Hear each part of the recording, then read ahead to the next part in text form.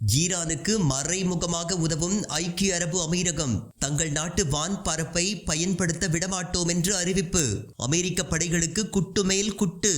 ஈரானை சுற்றியுள்ள பகுதிகளில் அமெரிக்காவின் போர்க்கப்பல்கள் விமானங்கள் நிலைநிறுத்தப்பட்டிருப்பதால் ஈரான் அமெரிக்கா இடையே பதற்றம் ஏற்பட்டுள்ளது. இந்த சூழலில் ஈரானுக்கு ஆதரவாக ஹவுதி அமைப்பினர் களமிறங்கியுள்ளனர். செங்கடல் வழியாக அமெரிக்காவின் USS ஆப்ரஹாம் லிங்கன் மற்றும் பிற கப்பல்கள் சென்றால் அதனை தாக்குவதற்கு ஹவுதி பிரிவினர் தயாராக இருப்பதாக கூறப்படுகின்றது. அமெரிக்காவின் தாக்குதல் எப்போது வேண்டுமானாலும் தொடங்கலாம் என்பதால் ஈரானின் இன்டர்நெட் வசதிகள் முடக்கி வைக்கப்பட்டுள்ளன. கடந்த ஆண்டு ஈரான் அணு ஆயுதம் தயாரிக்கிறது என்று குற்றம் சாட்டி இஸ்ரேல் ஈரானை வம்பிற்கு இழுத்தது. அப்போது இஸ்ரேலுக்கு ஆதரவாக ஈரானில் உள்ள 3 முக்கிய அணுசக்தி நிலையங்களை அமெரிக்கா சீண்டி பார்த்தது. ஈரானை தாக்க அமெரிக்க படைகள் அந்நாட்டின் அருகே குவிக்கப்பட்டிருக்கும் நிலையில் UAE முக்கிய அறிவிப்பை வெளியிட்டுள்ளது. அதாவது, எங்கள் வான்பரப்பின் வழியாக ஈரான் மீது தாக்குதல் நடத்த அனுமதிக்க மாட்டோம் என்று ஐக்கிய அரபு அமீரகம் திட்டவட்டமாக தெரிவித்துள்ளது.